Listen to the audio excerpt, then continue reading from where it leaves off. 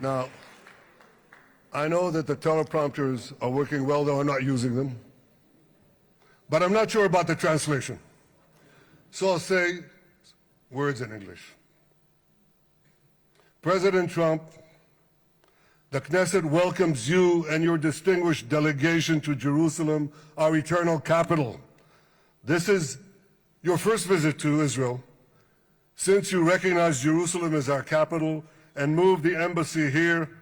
Thank you, President Trump, for that.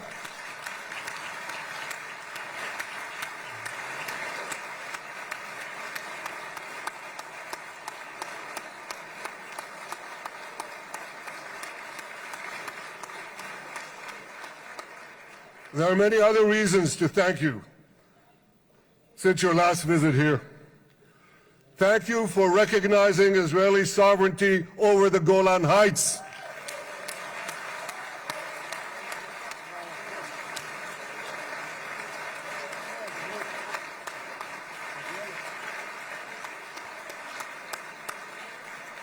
Thank you for standing up to the lies against Israel in the United Nations.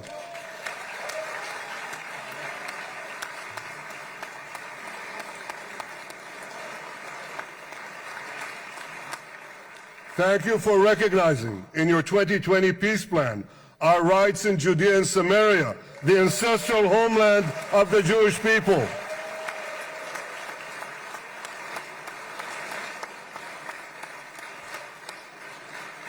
Thank you for brokering the historic Abraham Accords. Abraham, Eskemei Avraham.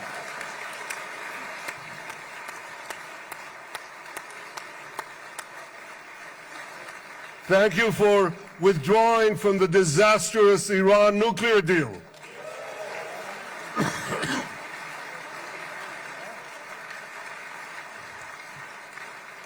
Thank you for supporting Operation Rising Lion and for your bold decision to launch Operation Midnight Hammer. Boy, is that, you got to hear this.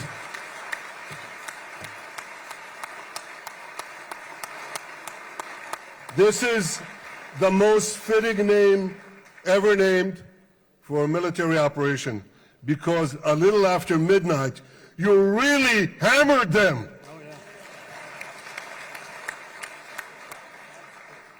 My friends, this is only a partial list, but it's enough to affirm what I've said time and again. Donald Trump is the greatest friend that the state of Israel has ever had in the White House.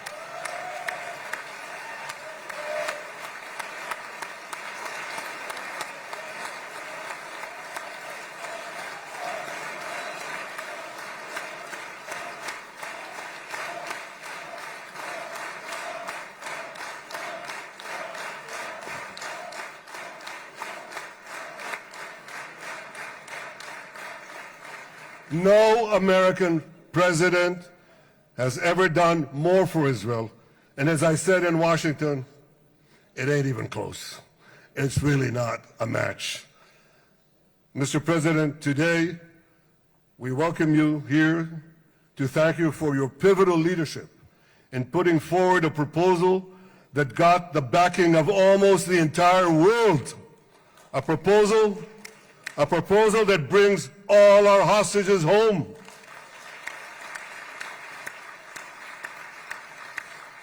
A proposal that ends the war by achieving all our objectives. A proposal that opens the door to an historic expansion of peace in our region and beyond our region. Mr. President, you are committed to this peace. I am committed to this peace. And together, Mr. President, we will achieve this peace. We've done it before. We've done it before in the Abraham Accords, and we'll do it again. Mr. President, today the Jewish calendar marks the end of 2 years of war. That war began on October 7th, on the Jewish festival of Simchat Torah. You always tell me, and you tell the world, remember October 7th. Mr. President, we remember. We remember the thousands of Hamas terrorists who stormed into our towns and kibbutzim. We remember the 1,200 people Hamas savagely slaughtered in cold blood, including dozens and dozens of Americans. We remember entire families burnt alive as they embraced each other. We remember the beautiful young Israelis brutally gunned down at the Nova Music Festival.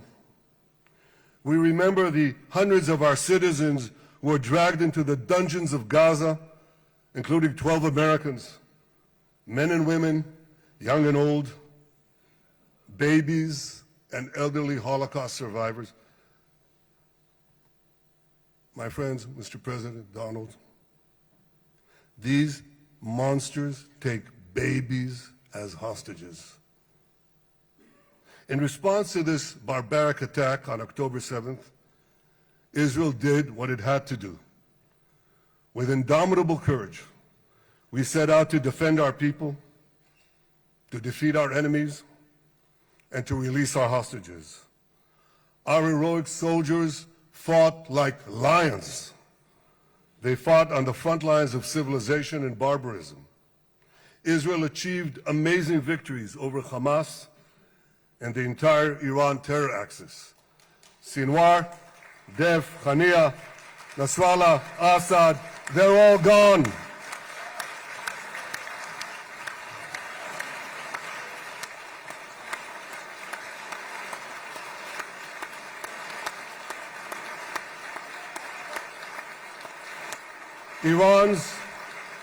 Iran's nuclear weapons and ballistic missile program, with your enormous help, Mr. President, rolled back. Half the Houthi leadership wiped out. But the price of this victory, the price of these victories, has been heavy. Nearly 2,000 of Israel's finest were lost, nearly half in battle. They left behind parents, spouses, siblings, and children. Their love and laughter, their promise and potential were lost forever.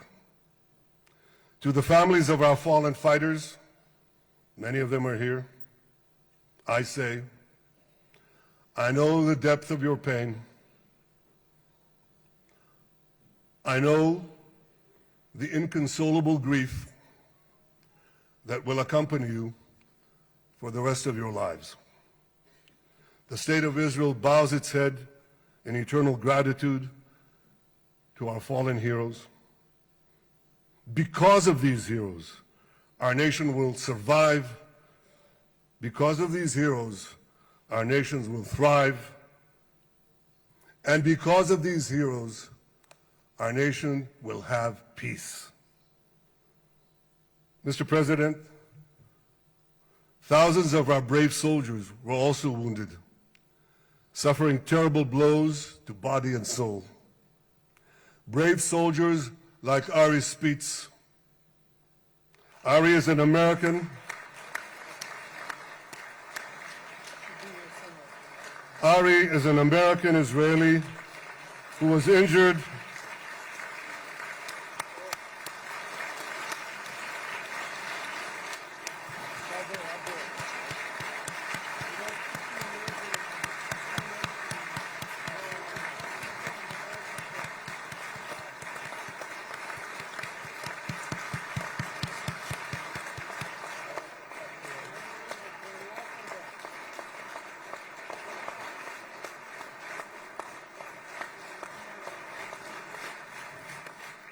Ari is an American Israeli who was injured in Gaza while searching for Hamas terrorists and weapons. Two of Ari's comrades were killed in this action, and 10 were injured. Ari was presumed dead, but made a miraculous recovery despite losing 3 limbs. Ari, stand up for a minute alone. Stand up. There you go. There. Ari, you are the spirit of Joshua. You are the spirit of David. You're the spirit of the Maccabees. You are the spirit of Israel. I salute you. We all salute you.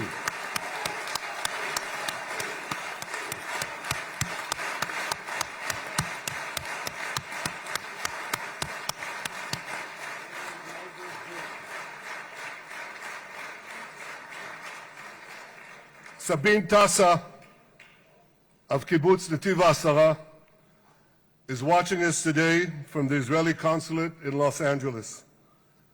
Sabine lost her husband and her oldest son on October 7th. She is the mother of 3 other boys. 2 of them, Koren and Shai, witnessed their father jump on a Hamas grenade to save his 2 sons.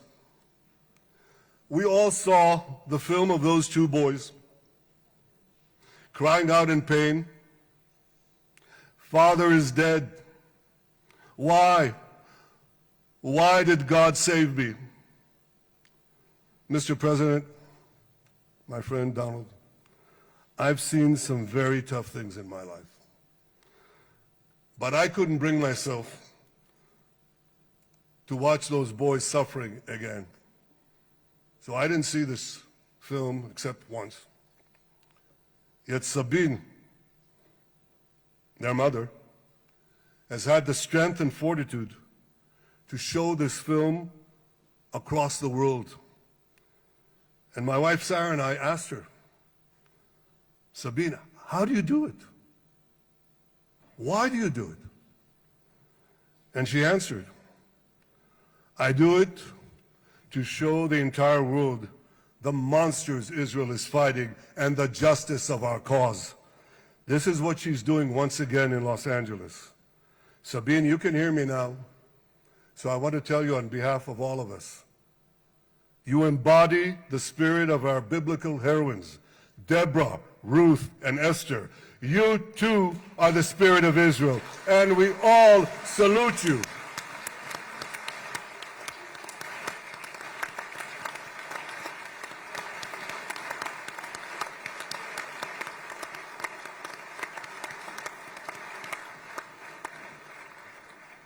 Mr. President, you asked me on our many conversations during the 12-day war with Iran, you asked me, how are the people holding up?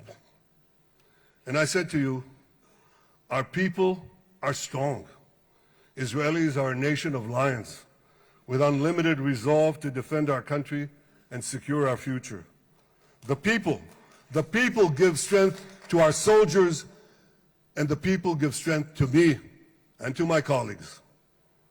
The Jewish people have risen from the ashes time and again, but when we formed the State of Israel and the Army of Israel, we pledged never again would be defenseless against our enemies.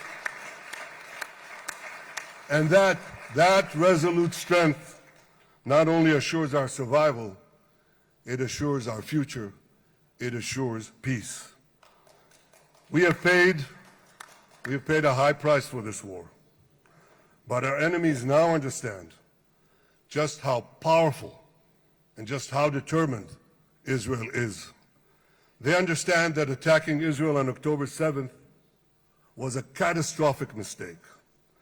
They understand that Israel is strong and that Israel is here to stay. And this, Mr. President, is the indispensable foundation of peace. Peace through strength. Ladies and gentlemen, this is a momentous day, a day of great joy as the remaining hostages come home. My wife Sarah and I have met with the hostage families many times. There were no words to describe their agony, only tears of bottomless sorrow and unimaginable pain. At the beginning of the war, I promised to bring all the hostages home. Today, with the indispensable help, the determined and focused help, the unremitting help of President Trump and his team, and with the incredible sacrifice and courage of the soldiers of Israel, we are fulfilling that promise.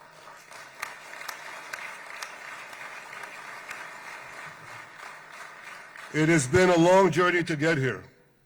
In the first week of the war, our brave soldiers put military pressure on Hamas, and the international community put diplomatic pressure on them. This enabled us to secure the release of over 100 hostages. In heroic rescue attempts behind enemy lines, Israel's special forces rescued 8 live hostages and brought back the remains of dozens more. But as time went on, we all know what happened. The diplomatic pressure was turned on its head. More and more governments bought into Hamas's false propaganda. More and more governments succumbed to anti-Semitic mobs in their own countries. They just turned on Israel. They called for us to surrender to Hamas demands, just leave Gaza immediately, they said, end the war without committing to disarm Hamas, without committing to demilitarize Gaza. Had Israel succumbed to those demands, not only would Sinwar, Nasrallah, Assad, and Iran's missile and nuclear program remain intact. Not only that, because in no time, the Hamas killers would be back on the border fence, ready to repeat the horrors of October 7th again and again, as they vowed to do. But just at that point of maximum pressure on Israel, a man named Donald J. Trump was elected President of the United States.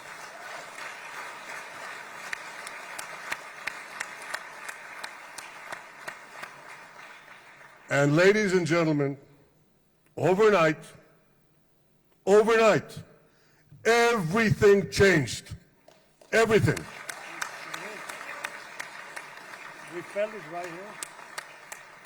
Mr. President, thanks to your unequivocal backing of Israel, we secured a second hostage deal within weeks of your election. And in the months that followed, we worked closely together to forge a path to bring the remaining hostages home and end the war. End the war in a way that ensures the disarming of Hamas, the demilitarization of Gaza, and that Gaza would never again pose a threat to Israel. 2 months ago, you fully backed my decision to send the IDF into the last Hamas stronghold in Gaza City. You shared my view that this military pressure would help free the hostages. And despite all the criticism, all the naysayers, we were right. Hamas caved in. And 2 weeks ago, you succeeded in doing something miraculous. You succeeded in doing something that no one believed was possible. You brought most of the Arab world, you brought most of the world behind your proposal to free the hostages and end the war. I want to thank Steve Witkoff, Jared Kushner, and Ron Dermer for their great contribution to this effort.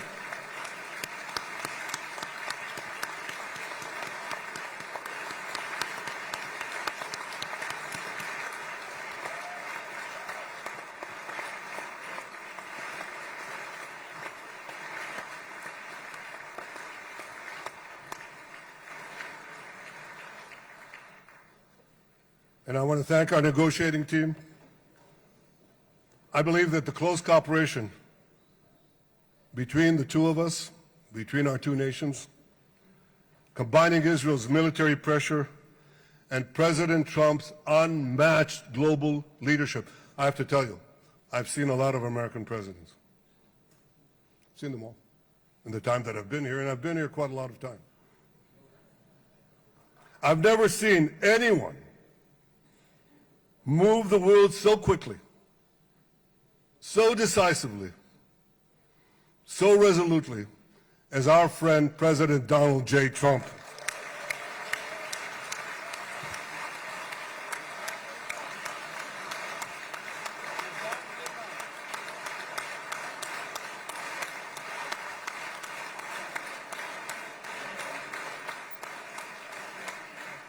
With our military pressure and President Trump's global leadership, we achieved this historic moment. It's a moment of indescribable joy as our nation embraces our sons who are coming home. Mr. President, this week, Jews around the world are going to read the book of Ecclesiastes, Kohelet, in the Bible. The Bible has many miraculous moments. One of them was your decision to bomb Fordo. I think it was a pivot of history because it wasn't meant only to bomb Fordo. That action and your previous action of taking out Qasem Soleimani, the architect of death, I think that changed the balance of power in the world. You brought America back again to the driver's seat.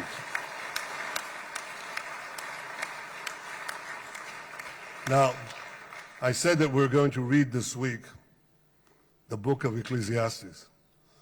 It's not a book of action. It's a book of meditations, of thought, a perspective on life and on death. And in this book, we read the immortal words of King Solomon. To everything there is a season, and a time for every matter under heaven. Et milchama ve'et shalom. A time for peace and a time for war. The last 2 years have been a time of war. The coming years will hopefully be a time for peace.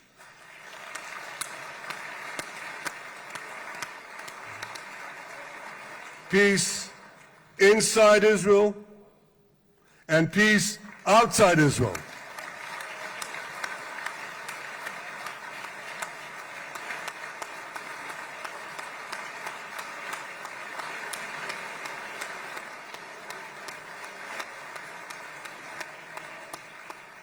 I look forward to continuing marching with you on the path we paved together with the Abraham Accords. Under your leadership, we can forge new peace treaties with Arab countries in the region and Muslim countries beyond the region. Abraham's children will work together to build a better future, a future that will unite civilization against barbarism, light against darkness, and hope against despair. And my friends, I believe that with President Trump's leadership, this will happen a lot faster than people think.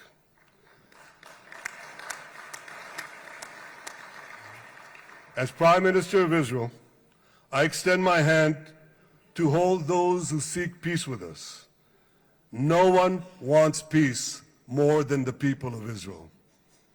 Israel will always remain vigilant in defending itself, and Israel will always remain full of hope. Hope is our national anthem. Hope is our creed. Hope is our strength. It is time, my friends, to realize that hope and expand the circle of peace. Mr. President, thank you for all you have done for us.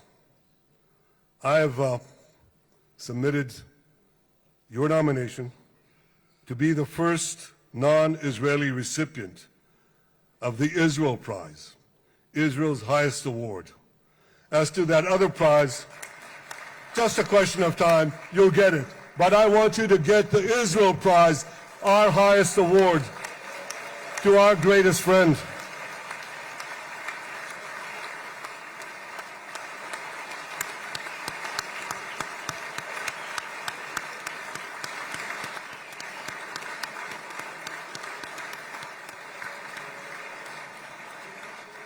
When others were weak, you were strong. When others were fearful, you were bold. When others abandoned us, you stood by our side. On behalf of the government and people of Israel, I thank you for your extraordinary friendship. Thank you for helping bring our hostages home. Thank you for supporting Israel's march to victory.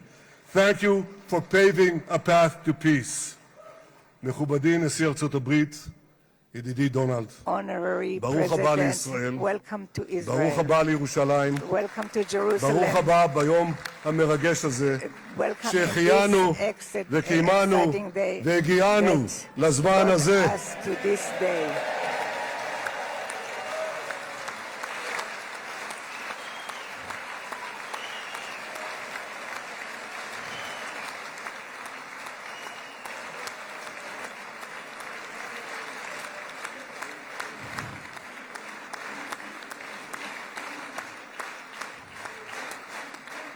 May God bless you and your family, Mr. President.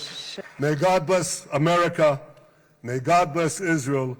And may God bless the covenant between our two promised lands. Thank you, Mr. President.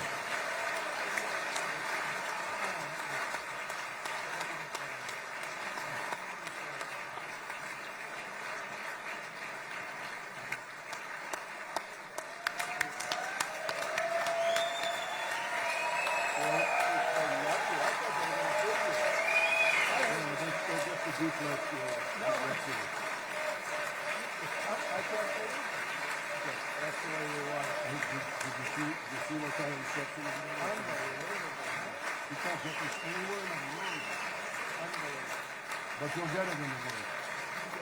Thank you.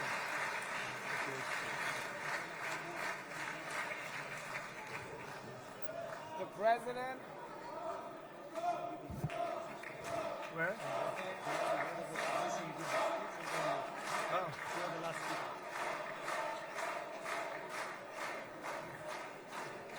Come on up, opposition. Come on, opposition. Yeah. Okay.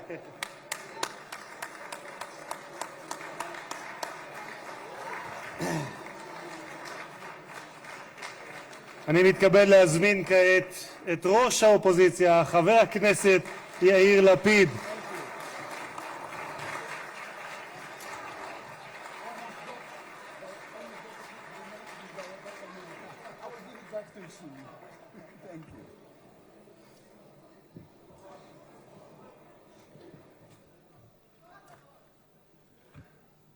Mr. Speaker, members of Knesset, ministers, President Herzog, Prime Minister Netanyahu, distinguished guests, Your Excellency, President Trump. For 2 years, we waited for this moment. 2 years of sleepless nights, 2 years without air in our lungs. Our eyes are filled with tears today. Our hearts are filled with gratitude. Our children are coming home.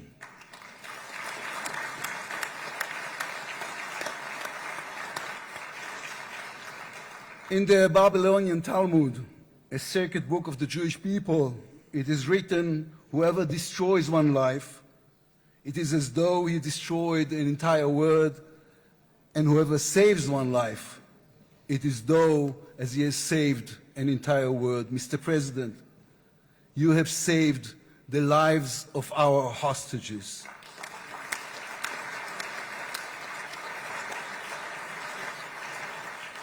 But you saved so much more. You have saved the souls of the bereaved whose loved ones now will be brought home for burial. You have saved thousands of soldiers who will now not fall in battle. And you have saved millions from the horrors of war. You have saved more than one life, and each life is an entire world. This is a historic moment, and a reminder that history is shaped by people. It is shaped by those who know the past, but have the vision to change the future. When you were elected, you declared that you would be the president of peace. You have kept your word. The fact that you were not awarded the Nobel Peace Prize is a grave mistake by the committee. But they will have no choice, Mr. President. they will have to award it to you next year.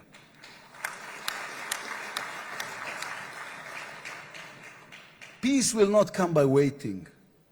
It will come by building, by reaching out, and by daring once again to believe. You, Mr. President, have done the unimaginable. We will be eternally grateful. But we also need to take responsibility. The destiny of Israel will always be written by the people of Israel. We must now prove ourselves worthy of what has been achieved. From its founding, Israel has said to the world that our strength, our power, rest upon our values. Israel is the strongest country in the Middle East because we are the only democracy in the Middle East. Because we believe in the principles laid in our Declaration of Independence, which says Israel will ensure complete equality of social and political rights to all its inhabitants, irrespective of religion, race, or sex. It will guarantee freedom of religion, conscience, language, education, and culture. It will safeguard the holy places for all religions. Those are our values. That is who we are as people, as a country. Our neighbors must understand one more thing about us. We are not going anywhere.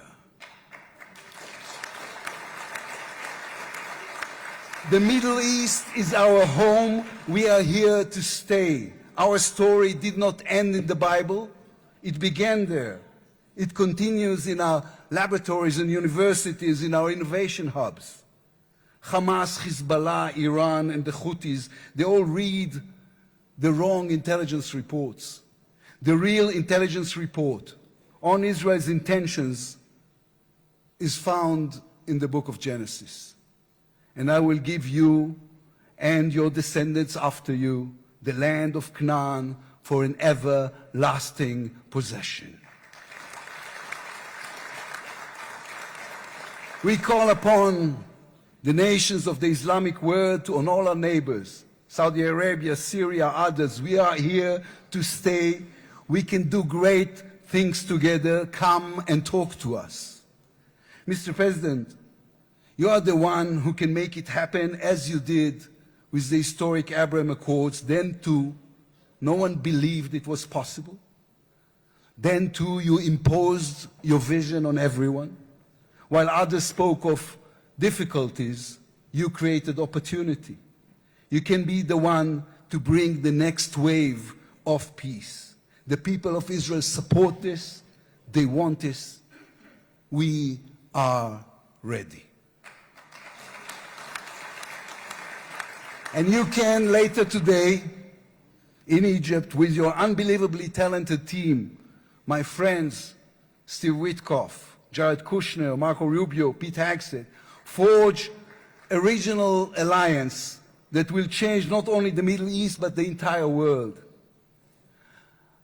After 2 years of war, the peoples of this region should look around and ask themselves, whose situation is better?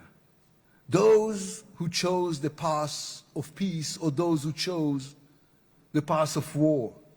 Those who invested in their people, in the education of their children, in science and education and technology, or those who invested in hate and in violence? From here I say to all those who demonstrated against Israel these past 2 years, on the streets of London and Rome, in Paris and in Columbia University. I do not represent the government. As you know, I am the leader of the opposition. And I tell you, then, you were deceived. You were deceived. Propaganda experts, funded by terror money, manipulated you. Now that the war has stopped, you have time and a chance to go and learn the facts. The truth is, there was no genocide, no intentional starvation.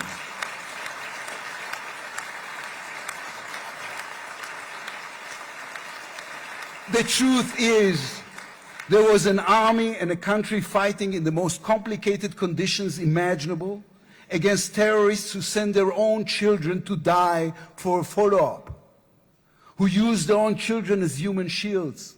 The truth is that a democratic state was attacked by a fanatical terrorist organization. 1,200 people were killed in one day, women were raped, babies were burned alive. And all the while, they played with your minds, selling you the absurd idea that supporting Islamic terror is somehow a liberal value. There is good and evil in this world. When you stand with Hamas, you stand with evil. When you stand with Hezbollah, you stand with evil. When you stand with the Iranian regime, you stand with evil. When you stand with Israel, you stand on the side of justice.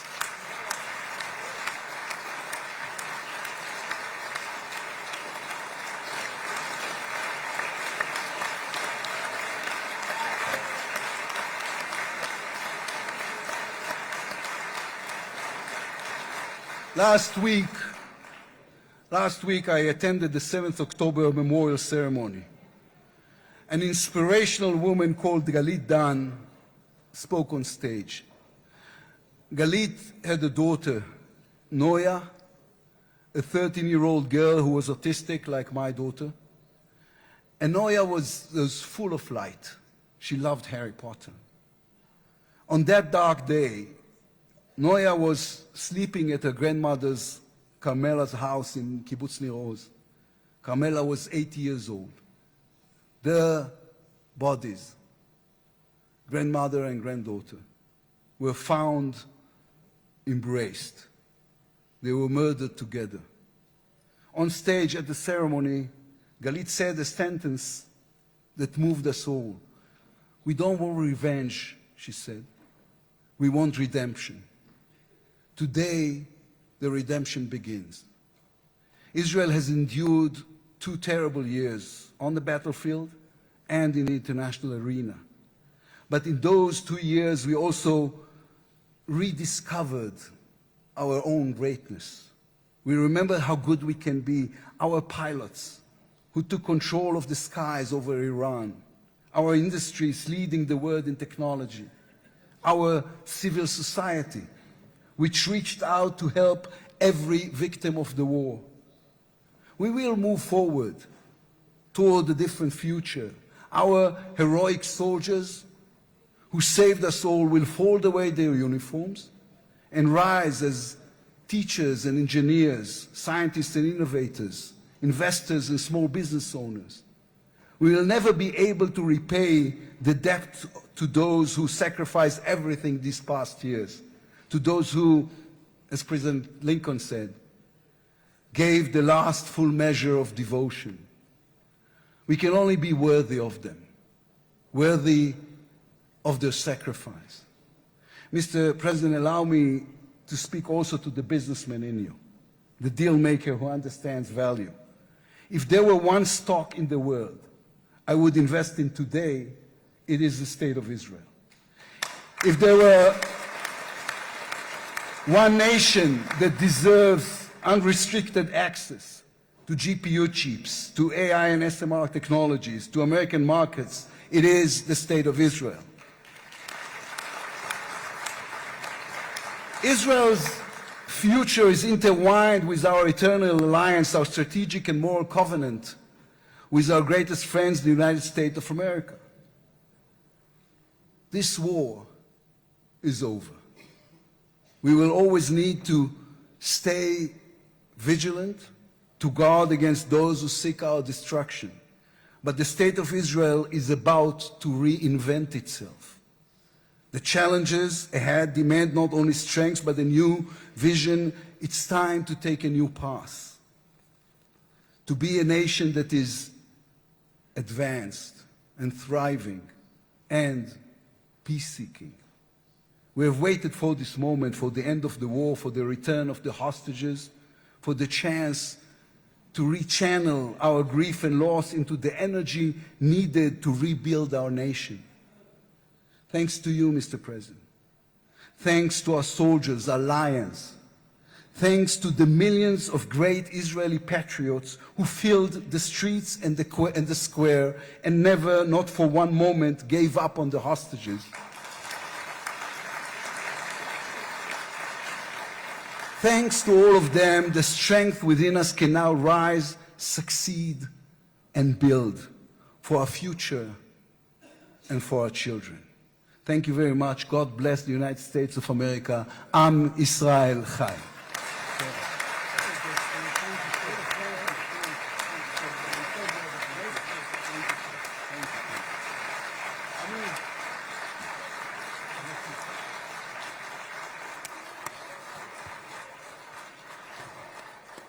אני מודה לראש האופוזיציה, I would like to thank the head of the opposition. members of the Knesset. Members of the It is Knesset. now my distinct honor to invite the President of the United States of America, His Excellency Donald J. Trump, to address the Knesset.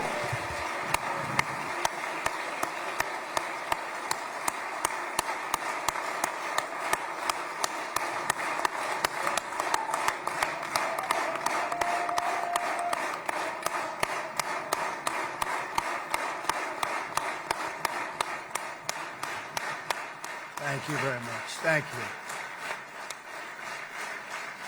Thank you very much, everybody. It's a great honor. Nice place.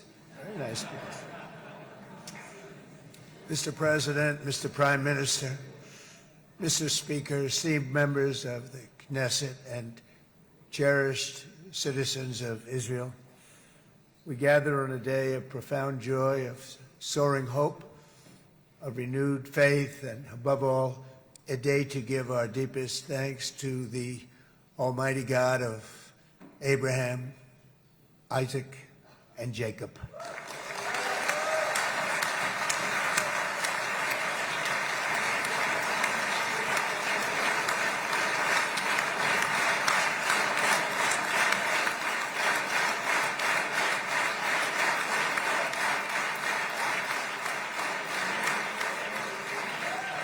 After 2 harrowing years in darkness and captivity, 20 courageous hostages are returning to the glorious embrace of their families, and it is glorious. 28 more precious loved ones are coming home at last to rest in this sacred soil for all of time. And after so many years of unceasing war and endless danger, today the skies are calm, the guns are silent, the sirens are still, and the sun rises on a holy land that is finally at peace, a land and a region that will live, God willing, in peace for all eternity.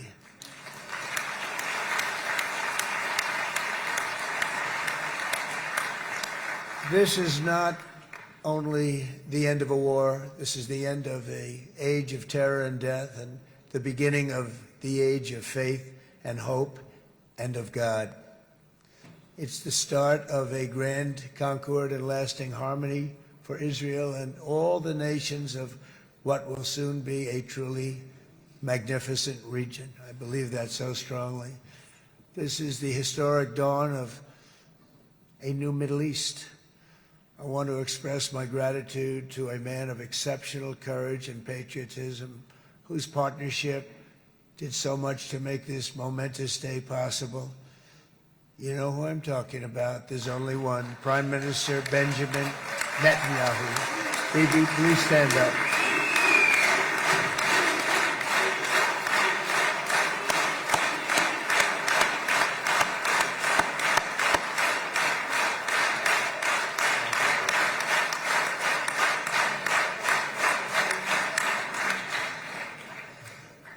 And he is not easy, I want to tell you.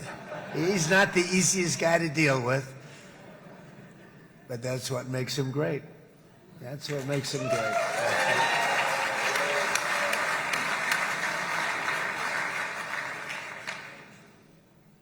Thank you very much, baby. Great job.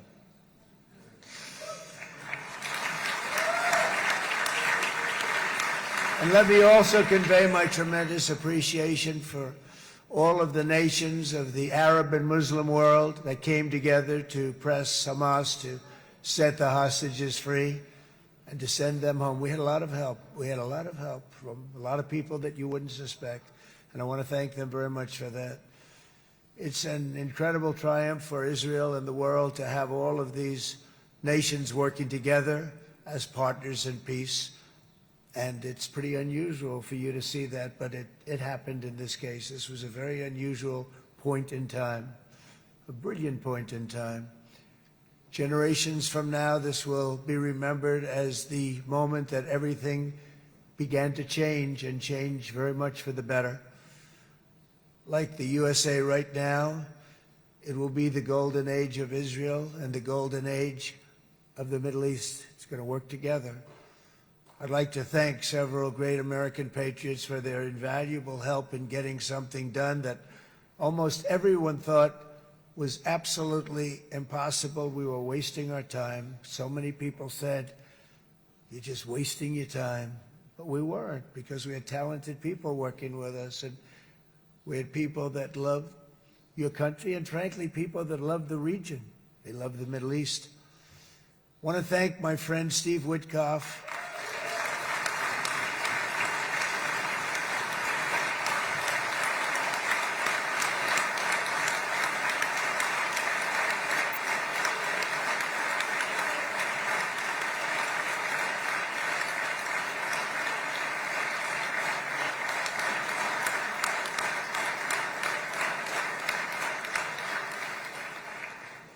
You know, Steve was chosen by me. He never did this before, but I knew him as a few things. He was a great businessman, but I know a lot of great businessmen, to be honest with you. He had tremendous negotiating skills, but I know a lot of people that negotiate pretty well, although it is an art. But there are people that can negotiate pretty well. But most importantly with Steve, he's just a great guy. Everybody loved him. Everybody. I mean, I know some negotiators that are so good, but you wouldn't have had peace in the Middle East. It would be in World War III right now with some of these guys. Everybody loves Steve, and they respect him, and they somehow can relate to him. I've known him for many years, and I've seen it over and over again. להוציא את חבר הכנסת עודה, להוציא אותו מהאולם, להוציא אותו מיד, החוצה, החוצה. Please expel this Knesset member. Please expel this Knesset member. להוציא גם את חבר הכנסת כסיף. להוציא את חבר הכנסת כסיף מהאולם. Expel Knesset member Kasif out of the hall. Please expel him immediately.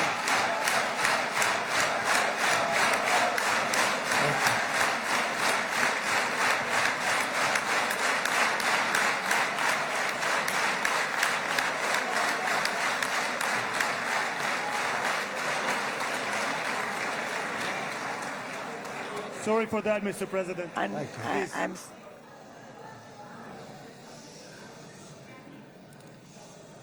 That was very efficient.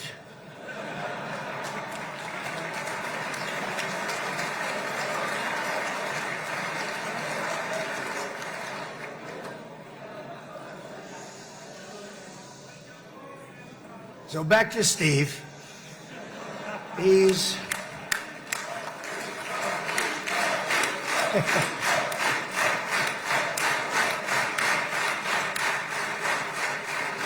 But I tell one story because he was so involved, and then we called in Jared. We need that brain on occasion. We got to get Jared in here. We got to get a certain group of people. But Steve started this all by himself. I call him Henry Kissinger, who doesn't leak. Okay? Henry is a big leaker. He leaked. Steve doesn't leak. Steve just wants to get the job done. He wants to do what's right. But I'll give you just a quick story because, as you know, he's working on the war with Russia and Ukraine, a war that would have never happened if I were president. A shame. 7,000 young soldiers a week are being killed. More than that this last week. It's a shame that it never happened. But it did happen, and we won the race, and I took over this horrible war that's been raging, and I thought it would be easily settled. I thought it was a hell of a lot easier than doing what we just did very successfully with Israel and a lot of other people. But this came first, and we'll get that one. But I set up a meeting for him to meet with President Putin, thinking it would be a 15 or a 20-minute meeting. Steve had no idea about Russia, had no idea about Putin too much, didn't know too much about politics, wasn't that interested. He was really good at real estate, but he had that quality that I was looking for, and I didn't see it around in too many ways. And I set up the meeting with Putin, and I called. I said, is Steve finished yet? That was about a half an hour into the meeting. No, sir, he's not. He's still inside. This is in Moscow. I said, well, how's he doing? I don't know, sir. He's still inside. I called up an hour later. Let me speak to Steve. Sir, he's still with Putin. He's with President Putin. I said, wow, that's a long meeting, 1 hour. I called up an hour later. He was still with Putin. 3 hours later, he was still with Putin. 4 hours later, he started to get the word that he was going to be coming out soon. And in 5 hours, he came out. I said, what the hell were you talking about for 5 hours? And he says, just a lot of interesting things. We're talking about a lot of interesting things, including what he went in there for, but you can't talk about it for 5. You can talk about it for a certain period of time, and you know what you're getting. But that's a talent. That's a talent, where you can do that. Most people I'd send in, number one, they wouldn't be accepted. Number two, if they were, the meeting would last 5 minutes. And that's what happens with Steve. Everybody loves him. They love him on this side. They love him on the other side. And he really is. He's a great negotiator because he's a great guy. So thank you very much, Steve, very much.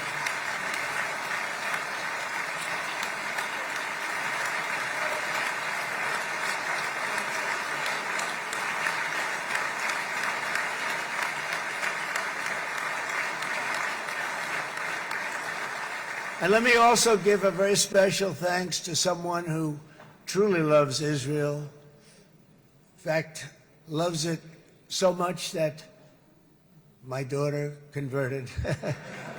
My daughter converted. I didn't know this was going to happen. And Ivanka's here.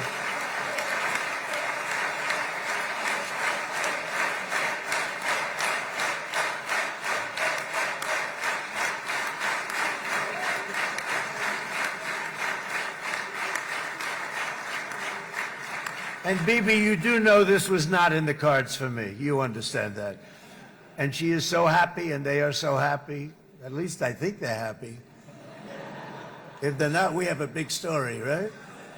No, they have a great marriage, and they get along great. They're best friends. They have a very special relationship. But Jared has been so helpful. He really did something very special. He established the Abraham Accords with a group of very wonderful people. I like calling it the Avraham Accords, because people that, right? Avraham. It's so cool. It's so much sort of nicer, you know, the Abraham versus the Avraham.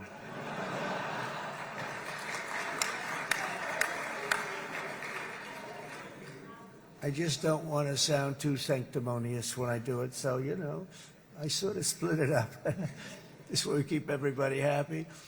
But we have some very great talent, and they have no excuses for anything that's taken place, because we had some unbelievably good people working on this. And then you're going to add a man named Marco Rubio, who is also here. That's right.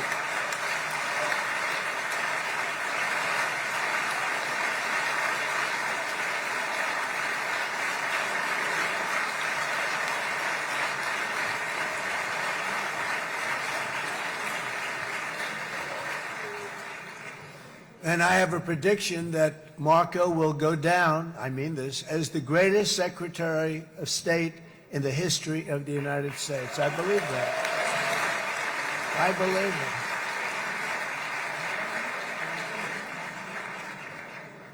it. And he and I, we really fought it out. You remember, he was tough. He was nasty. Who the hell thought this was going to happen, Marco, right? And now I'm saying he's going to go down as the greatest. He will. He was always smart and sharp, and people respect him.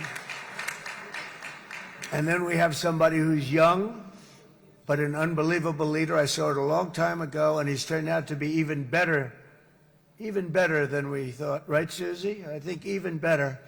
And that's Pete Hegseth, who is our Secretary of War, formerly Secretary of Defense.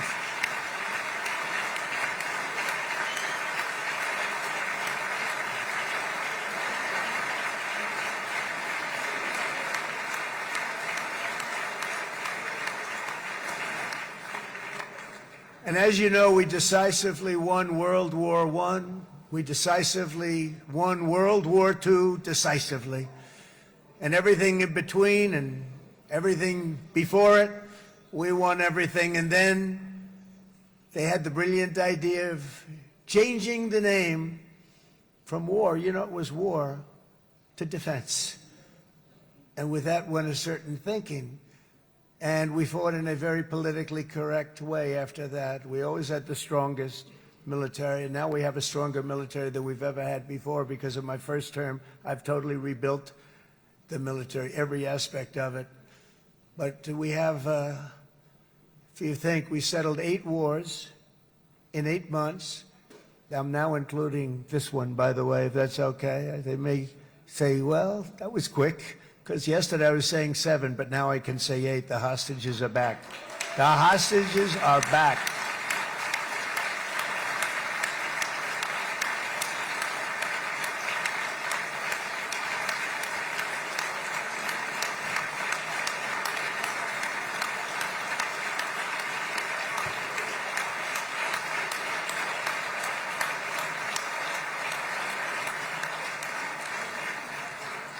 It is a good feeling. Isn't that nice to say? I just said the hostage. First time I said the hostages are back. It feels so good to say it.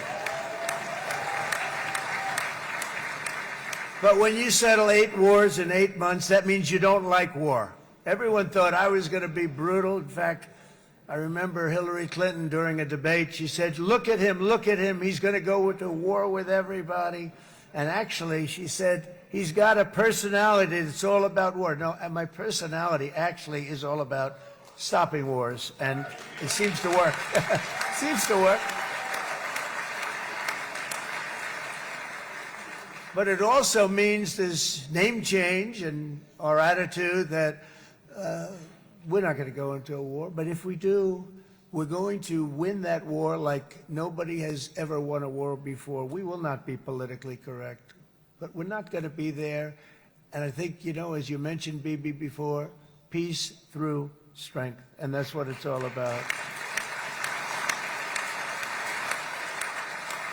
The United States has the greatest and most powerful military in the, right now, history of the world. I can tell you we have weapons that nobody's ever dreamt of. I only hope we never have to use them. I rebuilt the military.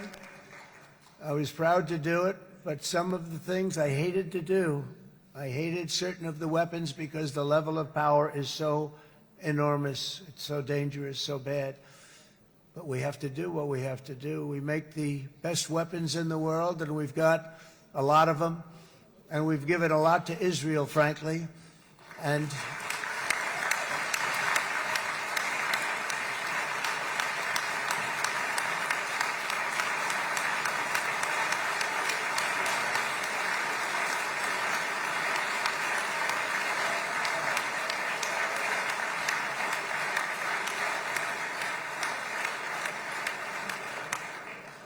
Bibi would call me so many times, can you get me this weapon, that weapon, that weapon? Some of them I never heard of, Bibi, and I made them. But we'd get them here, wouldn't we? Huh? And they are the best. They are the best. But you used them well. It also takes people that know how to use them. And you obviously used them very well. But so many that Israel became strong and powerful, which ultimately led to peace. That's what led to peace. So as we celebrate today, let us remember how this nightmare of depravity and death all began. 2 years ago, on the eve of the Simchat Torah holiday, thousands of innocent Israeli civilians were attacked by terrorists, and one of the most evil and heinous desecrations of innocent life the world has ever seen, the worst slaughter of Jews since the Holocaust. The cruelty of October 7th struck to the core of humanity itself. Nobody could believe what they were witnessing. The United States of America grieved alongside you, and we mourned for our own citizens who were so viciously taken that day. And to all the families whose lives were forever changed by the atrocities of that day, and all of the people of Israel, please know that America joins you in those two everlasting vows: never forget and never again.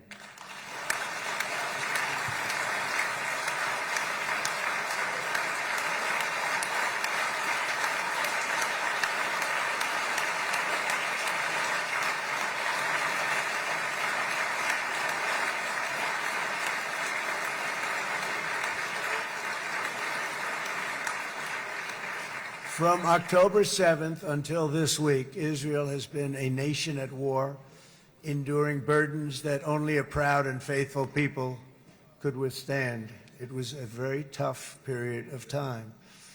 For so many families across this land, it has been years since you've known a single day of true peace. But now at last, not only for Israelis, but also for Palestinians and for many others, the long and painful nightmare is finally over. And as the dust settles, the smoke fades, the debris is removed, and the ashes cleaned from the air, the day that breaks on a region transformed, and a beautiful and much brighter future appears suddenly within your reach. This is now a very exciting time for Israel and for the entire Middle East, because all across the Middle East, the forces of chaos, terror, and ruin that have plagued the region for decades now stand weakened, isolated, and totally defeated. A new coalition of proud and responsible nations is emerging, and because of us, the enemies of all civilization are in retreat. Thanks to the bravery and incredible skill of the Israeli Defense Forces and Operation Rising Lion,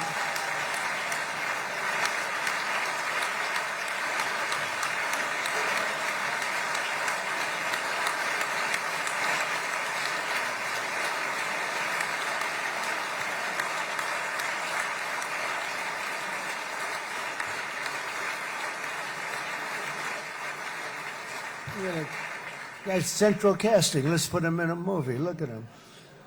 Great job. And my people loved working with you. Loved it. They worked so well together. But many of Iran's top terrorists, including nuclear scientists and commanders, have been extinguished from this earth. And with Operation Midnight Hammer, boy, that's a great name for that, what we did. Last June, the United States military flew 7 of those beautiful B-2 bombers. They look so beautiful all of a sudden. They were always, I thought they were pretty planes. I had no idea they could do what they did. In fact, we just ordered 28 more of them. A little updated version. We ordered a whole pile of them. And almost 100 other planes went with them, including fighter jets. And we had 52 tankers, big, beautiful, brand new tankers that were loading them up 4 or 5 times. They've traveled 37 hours back and forth, think of that. But we had tankers all over the sky for all the other planes. We had the F-22s, the F-35s, F-16s. We had a hell of a lot of planes.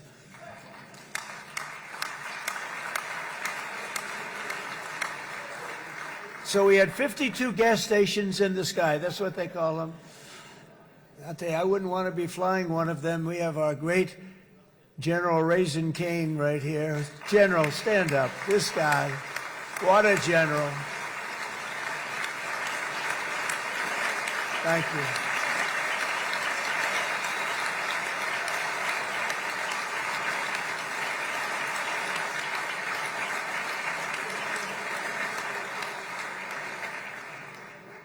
I asked General Cain, I said, you know, we're having problems with ISIS, and I was in Washington, and I asked, how long would it take to defeat ISIS? And my Washington generals told me, 3, 4, maybe 5 years, sir. I said, I don't get it. We got the best equipment in the world. Why? So I flew to Iraq, and I met with a man named Cain. He said, what's your first name? He said, they call me Raisin, sir. I said, wait a minute, your name is Raisin Cain? I've been looking for you for a long time. You gotta be kidding. So they told me 3, 4, 5 years to defeat ISIS. And I sit down with him and I say, why is it? I flew there in the dark of night. I landed, I'll never forget it. It's quite a trip. I'm glad I made it because I met him. I said, could I ask you, General? I come down. He's standing with another general and a sergeant. Everybody was like central casting. They could go into a movie right now. Between him and you guys over here, we could get rich making movies, okay?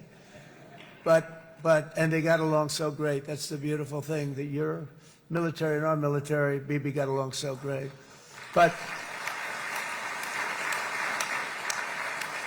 I was told by the television generals in Washington, we have the best equipment in the world. Why is it taking so long? And they said, 4 years. I said, so let me ask you, Raisin, how long would it take you to defeat ISIS? Sir, we can do it in 3 weeks, but you'll probably have some time left over. I said, you gotta be kidding. What the hell are you talking about? They said 4 years. I said, well, sir, look, it's not my place to say, but you're asking me the question. What you have to do is you hit him from the west, you hit him from the north, you hit him from the south, you hit him above, you hit him below. I said, so why didn't they do it? And he didn't want to speak badly of his superiors, which is hard to believe they were his superiors. It should have been the other way around a long time ago, because he's the one that did Operation Hammer. It was flawless. It was flawless. It was absolutely flawless. And I said, so you really think you can do it in 4 weeks? Yes, sir, 100%. You have to do it differently than they were doing it. They were using one base, and it was hundreds of miles away. And he says, we have all these portable bases all over the Middle East. And they didn't want to use them because they didn't want to offend the country where the portable... They wouldn't have even known what the hell the planes were going up, right? They wouldn't have known. But he said, no, they didn't want to defend anybody, offend anybody. And but we can do it in 4 weeks. I said, you sure about that? I'm going to call you back. I'll call you back on Monday. I'm going back to Washington. But you think 4 weeks? Yes, sir, I think we can do it in 4 weeks. We'll have time left over. So I call him on Monday. I say, you think you can do it? 4 weeks. I said, go ahead and do it. He did it. I'll tell you, he did it in 4 weeks, less than 4 weeks. So, General, stand up, please. Again, this is a real general. This is not a television general. He doesn't want to go on television.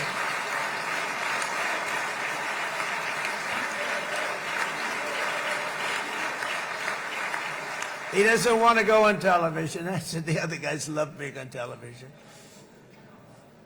So we dropped 14 bombs on Iran's key nuclear facilities, totally, as I said originally, obliterating them.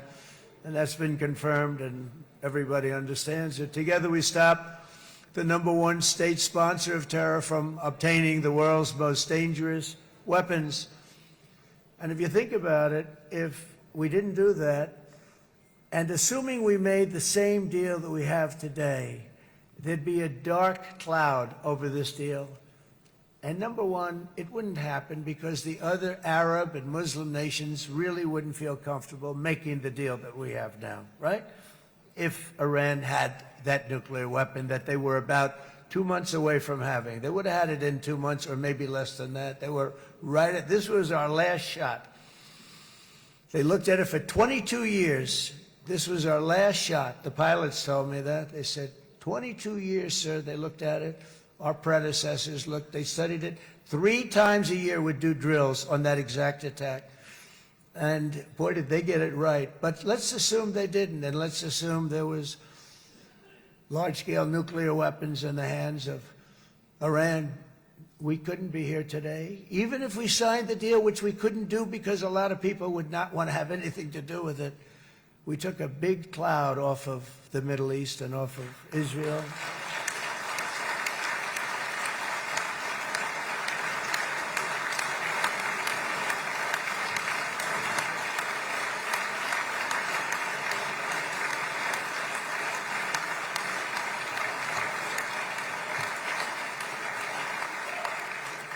And it was my honor to help. But isn't it true, though, that can you imagine the same, let's assume, Bibi, the same documents, we had everything the same, but you had somebody out there that was, in the opinion of everybody, all-powerful in the Middle East. They took a big hit, didn't they? Didn't they take a big hit? Boy, oh boy. They got it from one side, from the other. And you know it would be great if we could make a peace deal with them, and I think that's big. Would you be happy with that? Wouldn't it be nice, I think? Because I think they want to. I think they're tired. Somebody said, sir, they're starting their nuclear program again. I said, let me tell you something. They're not starting anything. They want to survive. The last thing they want to do is start digging holes again in mountains that just got blown up and start... They're not doing it. They want to survive, okay? But I think we have a chance. Steve, you, and I think Jared, come on, I'll call you back for another one. We always bring Jared when we want to get that deal closed. We bring Jared, but Steve, you and Jared and the General and Pete and Marco, you'll get that deal done easy. I think that'll be easy. But first we have to get Russia done. We got to get that one done. If you don't mind, Steve, let's focus on Russia first, all right? We'll get it done. In Lebanon, the dagger of Hezbollah, long aimed at Israel's throat, has been totally shattered. My administration is actively supporting the new president of Lebanon in his mission to permanently disarm Hezbollah's terror brigades. He's doing very well. And build a thriving state at peace with its neighbors, and you're very much in favor of that, I know, and it's good things are happening there, really good things. And with this week's ceasefire, we've achieved the most challenging breakthrough of them all, the most challenging breakthrough maybe ever. I mean, I've never seen anything like it. I've been involved in a lot of success. I have never seen anything like what's going on today all over the world. People are dancing in the streets, not just in Israel. They're dancing in the streets of countries that would have never danced in the street about what's happening today. They're dancing in those streets. So this long and difficult war has now ended. You know, some people say 3,000 years, some people say 500 years, whatever it is. It's the granddaddy of them all. And in an unprecedented achievement, virtually the entire region has endorsed the plan that Gaza will be immediately demilitarized, that Hamas will be disarmed, and Israel's security will no longer be threatened in any way, shape, or form.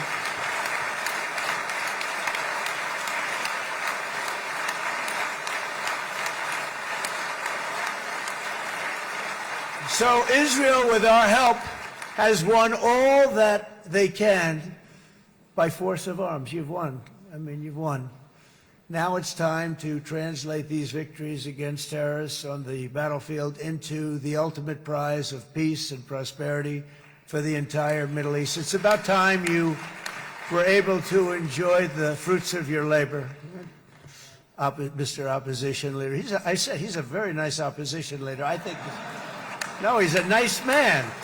Bibi, he's a nice man. Good. He knows what he's doing, right? No, a very nice guy. Well, see, now you can be a little bit nicer, Bibi, because you're not at war anymore, Bibi.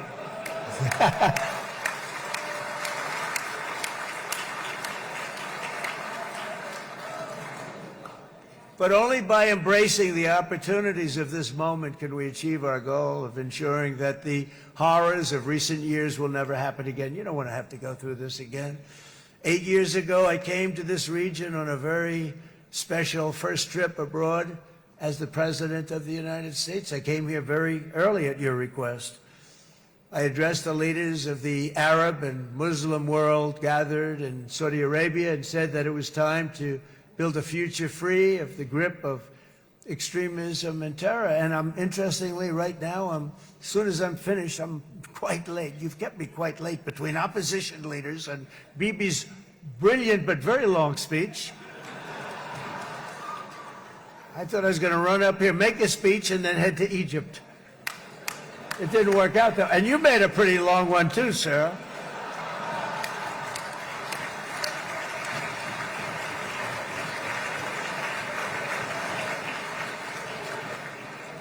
But I liked what you all said. It could be worse. Supposing on top of it, I didn't like what you said. That would be no good, Ron, would it? Ron, you did a great job, by the way, Ron.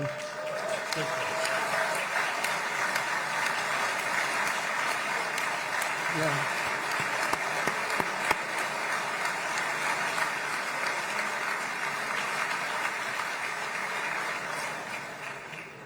So I'm going to be meeting, actually, in a little while, I'm going to be meeting with the most powerful, the richest nations, really, in the world, although now, with the tariffs, the United States is by far the richest nation in the world, as you probably have been reading. But the richest nations, most powerful nations, you know, tremendous, headed by some tremendous people in many cases. Some cases I wouldn't say necessarily I would endorse, but I will tell you, some incredible people that really helped us make this all possible. So I'll be going there. I'll be quite late. They might not be there by the time I get there, but we're going to give it a shot. But the journey we started back then led to the crushing defeat of the ISIS caliphate, to the monumental Abraham Accords, and ultimately to the historic ceasefire this week, in which many of those same nations really played a very pivotal role, I have to tell you. Steve will tell you that. Jared will tell you that. Together we've shown that peace is not just a hope that we can dream about. It's a reality we can build upon day by day, person by person, and nation by nation. And because of that, the Middle East is finally ready to embrace its extraordinary potential. You have extraordinary potential in this region. It should now be clear to everyone throughout the region that decades of fomenting terrorism and extremism, jihadism and anti-Semitism have not worked. They haven't worked. They've been a disaster. They've just killed. They've killed. They've backfired completely and totally. They've just totally backfired. Everything that you thought, take it worst case, it's turned out to be worse than that. They have not worked. From Gaza to Iran, those bitter hatreds have delivered nothing but misery, suffering, failure, and death. They've served not to weaken Israel, but to annihilate the very forces that did the most to foment this hatred. And it's really, I mean, everybody that's tried it has become irrelevant. Meanwhile, we've seen those nations that set aside their differences, reached across ancient divides, and pursued engagement are now among the most successful in the region. They're getting along with Israel, and they're doing great. And I can tell you the 4 nations that joined the Abraham Accords early on, and you'd all be doing me a favor, and I'm going to be saying this in a little while to some other friends, would love you all to, is this right, Jared? Join up in the Abraham Accords. We have to join up and get together. You can have that whole thing filled out. We had a very weak administration, worst president in the history of our country by far. And Barack Obama was not far behind, by the way.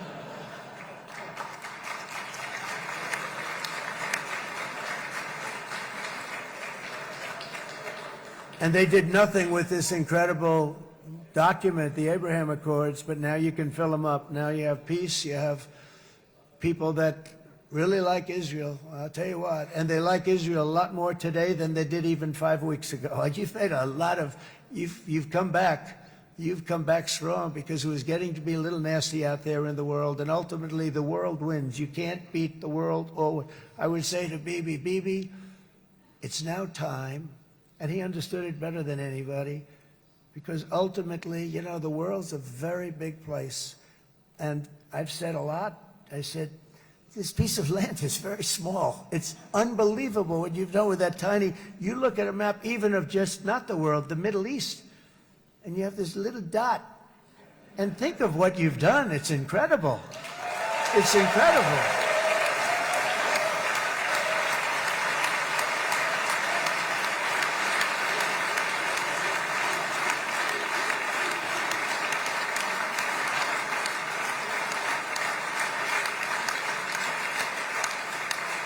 But the world is loving Israel again. And I said to him, you know, the world is big and it's strong. And Ron, ultimately, the world wins. And we don't have to worry about that now. But there was getting to be a period of time over the last few months, you know, the world wanted peace and Israel wanted peace. Everybody did. Everybody did. And what a victory it's been, right? What a victory it's been. If you would have gone on for 3, 4 more years, keep fighting, it was getting bad. It was getting heated. The timing of this is brilliant. And I said, Bibi, you're going to be remembered for this far more than if you kept this thing going, kill. It would be it would not be the same. And I just want to congratulate you for having the courage to say, that's it, we've won. And now let's enjoy our lives and let's rebuild Israel and make it stronger and bigger and better than it's ever been before. We're going to do that. Took a lot of guts.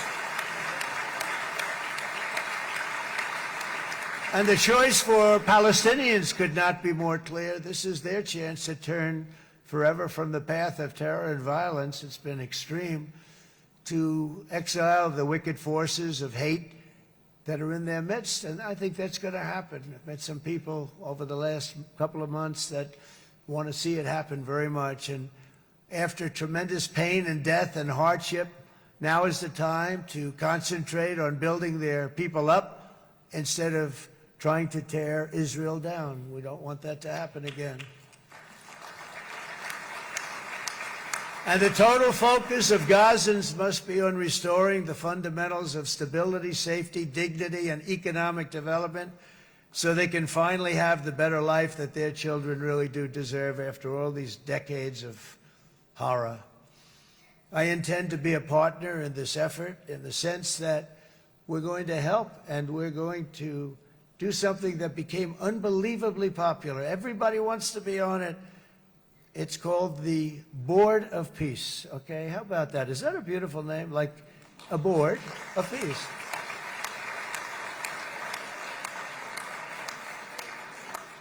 The only bad thing from my standpoint, every single nation involved has asked me to be the chair, and I'll tell you, I'm very busy. I didn't count on that, but you know what? If we do it, we'll do it right, and we have unbelievable power and wealth. Because you're going to need wealth. You're going to need wealth to rebuild things. And they have wealth like few people have wealth. I want to thank the Arab and Muslim nations for their commitment that they've made to support a safe rebuilding of Gaza and beyond. I have many Arab countries, very wealthy countries, that came up and said, we'll put up tremendous amounts of money to get rebuild Gaza, and I think that's going to happen. The power, they want dignity, they want to come forward, and they want to say, and I want to say who they are, because what they're doing is going to be, I think, something that you're going to be very impressed with, Bibi, and you need that. You need the kind of economic power that they have, and they want to see it work, and they want to see it be safe, and they want to see it be good for Israel, too. And as much money as it will be, and it's a lot, as you can see, it's a lot. For these countries, it's relatively little relative to their worth. It's really a lot of money, like money, like most people could never even conceive, but for these countries it's not that much, especially because it ensures success and stability in the Middle East, which is what they want to see. So many of them will be with us in Egypt in a little while, I think. I'm not sure. They may be gone. They may have taken their Boeing 747s and left. I said, what kind of a plane do you fly? 747. I said, that's a large plane. No, they may have. Steve, do you think they've left on their their brand new Boeing 747s? Or I don't know. We're going to find out soon. It's going to be a big story. There'll be 2 people left, and they'll be the 2 poorest ones.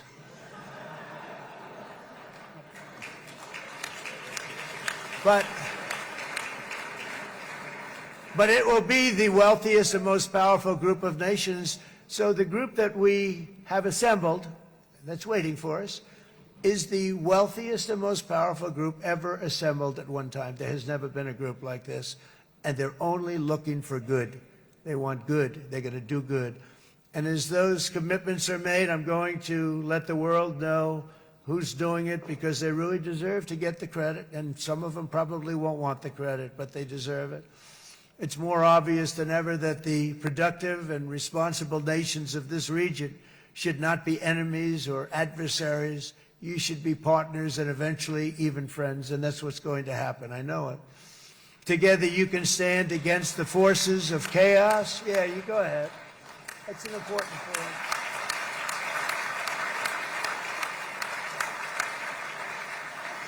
Because you can stand against the forces of chaos that threaten all of your interests, and it's always a big threat, and unleash incredible prosperity and opportunity for all the people of these lands, and that's what's going to happen. You're going to unleash numbers and success, the likes of which Israel has never been able to think of, because you're so firm, and you should be, and you've done the right thing in defending yourself. You're not going to have to worry so much about it. You've won, and now you can build, and you can do things that you never even thought possible. When you put that genius into doing something else, it's going to be something it's going to be a miracle. The miracle in the desert, it's going to be amazing. And it already is in a true sense. But it'll be wonderful when you can spend time thinking about other than war and defense and offense also. To that end, it's my firm hope and dream, frankly, that together the Abraham Accords will turn out to be everything that we thought they would. Those 4 countries were very, very brave in doing it. They did it at a very early point, and every single one of them benefits unbelievably financially. And if you noticed, even in this bad period that we just went through, they all remained a member of the Abraham Accords. They've done unbelievably well. And you know who you are, and I want to thank you. And they've stayed because of loyalty, but they've also stayed because it was really good business. They've made a lot of money being members, and you're going to all, I hope that every one of the countries that we're seeking, Jared, I hope they join quickly. No games, no nothing. Just join, get it. It's going to be a great peacemaker. It's really going to bring it together beyond anybody's wildest dream. So instead of building fortresses to keep enemies at bay, the nations of this region should be building infrastructure to weave your commerce closer together, because you've got to compete with the big world out there in commerce now. It's a different kind of competition.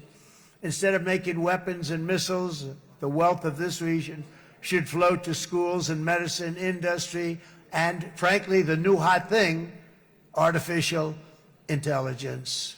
It's a lot of intelligence they're going to have to be throwing off to pay back these sums of money that they're doing. But that's really the hot one. And I might say that the United States, a year ago, was a dead country. I say it to people. I heard it first from the King of Saudi Arabia. I then heard it from UAE. I heard it from Qatar. I heard it from many other countries. A year ago, the United States of America was a dead country. Now it's the hottest country anywhere in the world. It is the hottest. There's no question about it.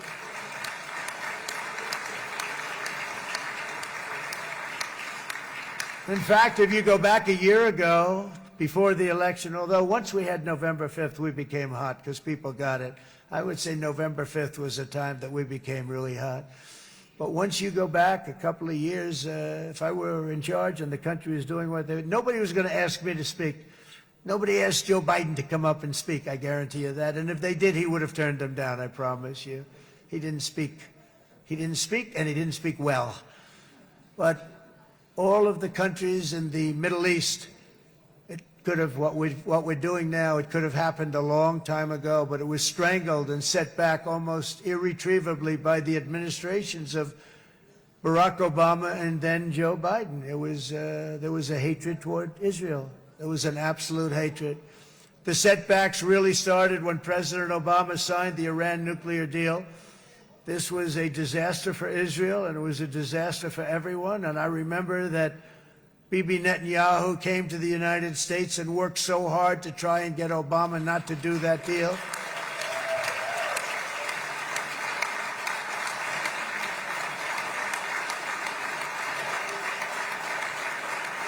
He worked so hard.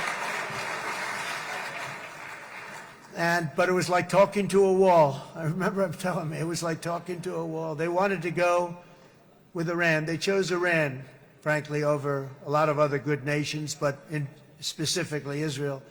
And that was the beginning of a very bad period of time. You had Obama go out, and the Iran nuclear deal turned out to be a disaster. And by the way, I terminated the Iran nuclear deal, and I was very proud to do it.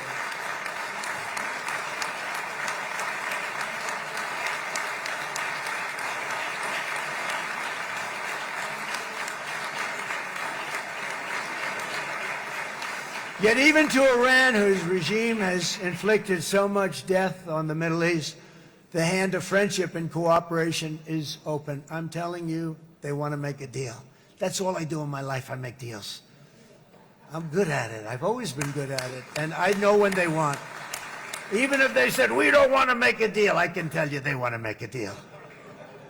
All right, they do. They want to make a deal, and we're going to see if we can do something, because this is crazy what's happening, and we're not going to have this anymore. Neither the United States nor Israel bear the people of Iran any hostility. We merely want to live in peace. We don't want any looming threats over our heads, and we don't want to even think in terms of nuclear destruction. It's not going to happen, never will happen. There's nothing that would do more good for this part of the world than for Iran's leaders to renounce terror, stop threatening their neighbors, quit funding their militant proxies, and finally recognize Israel's right to existence. They have to do that. They have to do that.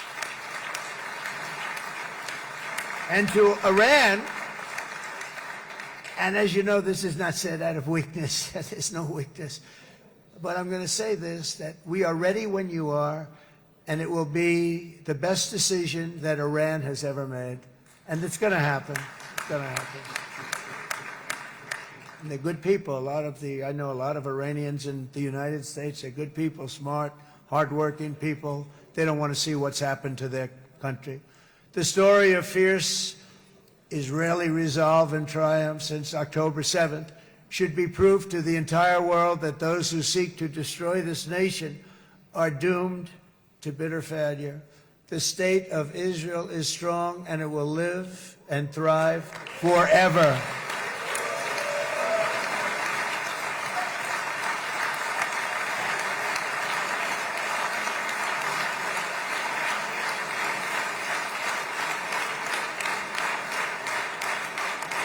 And that is why Israel will always remain a vital ally of the United States of America. Israelis share our values, field one of the world's most powerful militaries. You really do. You have an amazing, what a job you've done. And have one of the most innovative economies on earth. Those are just a few of the reasons why I'm proud to be the best friend that Israel has ever had. And they all say it in the White House. They all say it. I guess it's true because everybody says it, baby. You said it today. Thank you. But as president, I terminated the disastrous Iran nuclear deal, and ultimately I terminated Iran's nuclear program with things called B-2 bombers. It was swift, and it was accurate, and it was a military beauty. I authorized the spending of billions of dollars, which went to Israel's defense, as you know. And after years of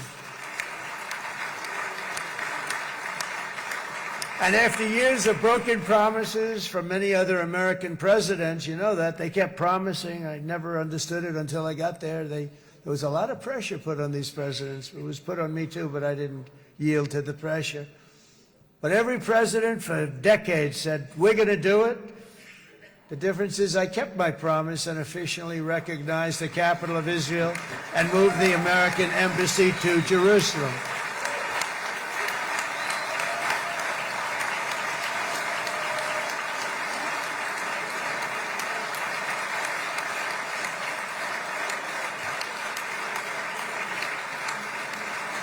Isn't that right, Miriam? Look at Miriam. She's back there. Stand up, Miriam. Stand up.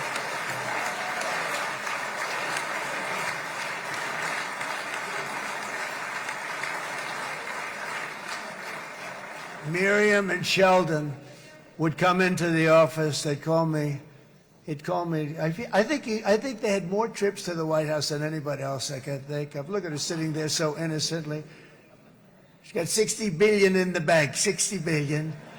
And I think she's saying no more. And she loves Israel, but she loves it, and they would come in, and her husband was a very aggressive man, but I loved him. He was a very aggressive, very supportive of me.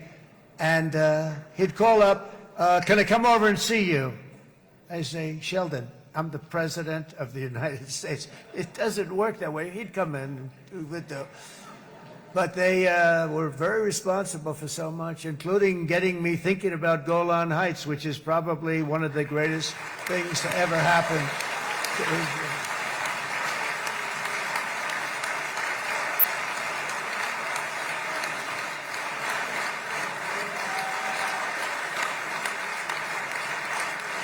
Miriam, stand up, please. She really is. I mean, she loves this country.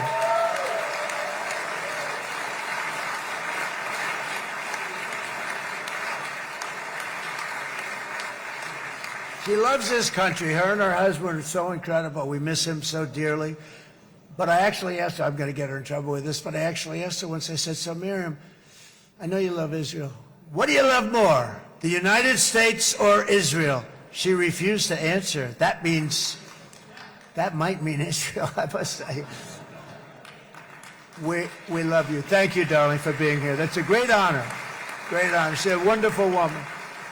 She is a great woman. I've always stood for the people of this community, and I always will. I'll always be with you. I'm always going to be with you. I guess maybe something could happen to change my mind. Somebody that's really stupid gets into office and wants to do really bad things, but that's about it. And we don't think we're going to have that happen. I hope we're not going to have that happen. And this man is a good man right here. These two men are good men right here.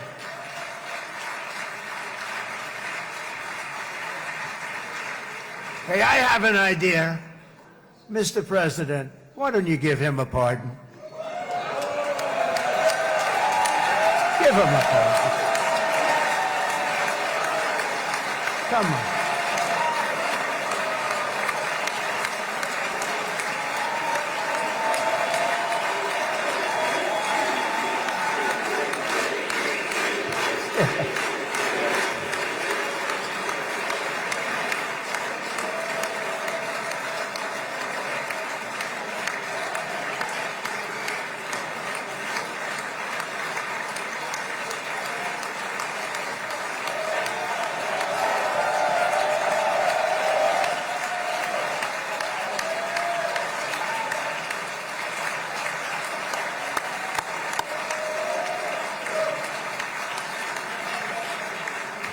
By the way, that was not in the speech, as you probably know.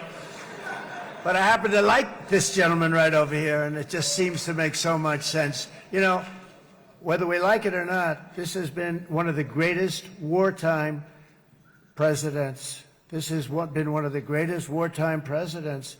And Cigars and champagne, who the hell cares about that?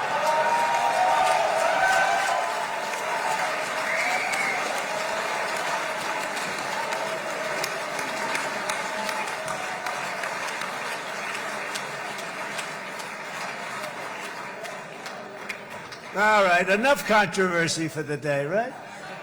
Actually, I don't think it's very controversial. So, I mean, I see so popular. You are a very popular man. You know why? Because you know how to win.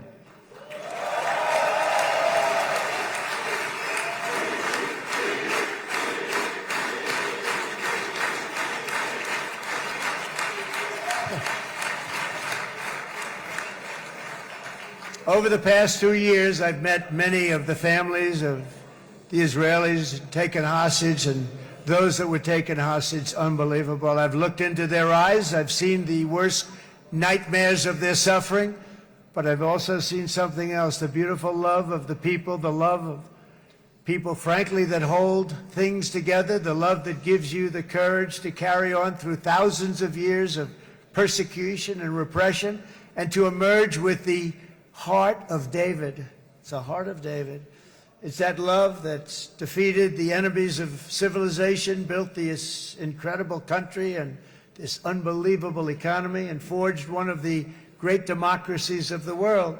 That is why it's a true honor to stand here today and address this assembly in your ancient and eternal now capital, Jerusalem. I'm proud to have helped in that regard.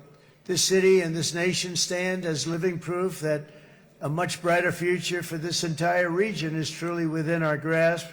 For thousands of years, Jerusalem has been a home to Christians, Jews, Muslims, and people of all ethnicities and creeds. This is the holy center of the world's three great Abrahamic faiths. I like that too. Adorned, it's the first time I've seen that word in a while. Adorned with their sacred sites and alive with their pilgrims and visitors from every corner of the globe. But here between the Western Wall, the Temple Mount, and the hill called Calvary, people of every faith and background live, work, pray, serve, and raise their families side by side, and they do it with love. This example is just one of the modern miracles that Israel has given to the world. And just in closing, the leaders in this chamber know better than anyone else the challenges of this harmony, and it's been easily won. No, it hasn't. It has not been. It's been so tough, but it has been, some say, a miracle. What you've done is a miracle. Look at your size. Look at your chances when it all started. And if you think about it, you are safer today, stronger today, and more respected today than at any time in the history of Israel. Think of it. People used to say it wouldn't exist. They don't say that anymore, do they? Yet if safety, security, and coexistence can thrive here in the winding alleys and ancient paths of Jerusalem, then surely peace and respect can flourish among the nations of the broader Middle East. The God who once dwelled among his people in this city still calls us, in the words of Scripture, the turn from evil and do good, to seek peace and pursue it. So he still whispers truth into the hills and knolls and valleys of his magnificent creation, and he still writes hope into the hearts of his children all over the world. And that is why even after 3,000 years of pain and conflict, the people of Israel have never given up from the threats of Zionism, from all sorts of threats. You want the promise of Zion. You want the promise of success and hope and love and God. And the people of America have never lost faith in the promise of a great and blessed future for all of us. From the very first day that modern Israel was founded, we have stood together through thick and thin of setbacks, and through victory and defeat, through glory and heartache. We have built industries together. We have made discoveries together. We have confronted evil together, and we have waged war together, and perhaps, most beautifully of all, we have made peace together. And this week, against all odds, we have done the impossible and brought our hostages home.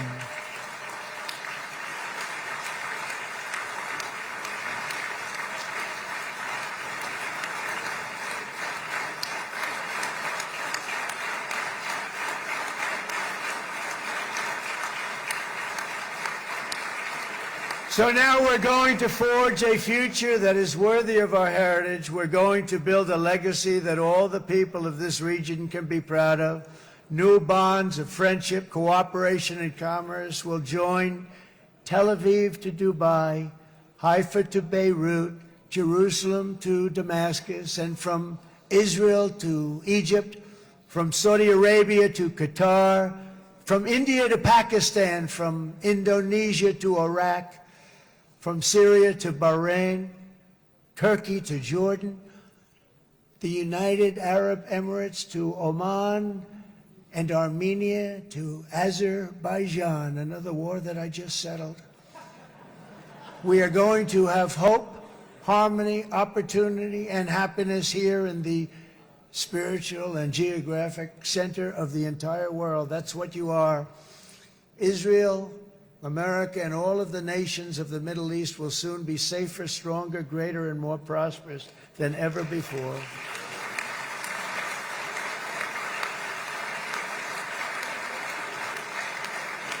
And I want to thank you all once again for this exceptional honor. This has been truly an honor. It's seldom that a president is invited to do this.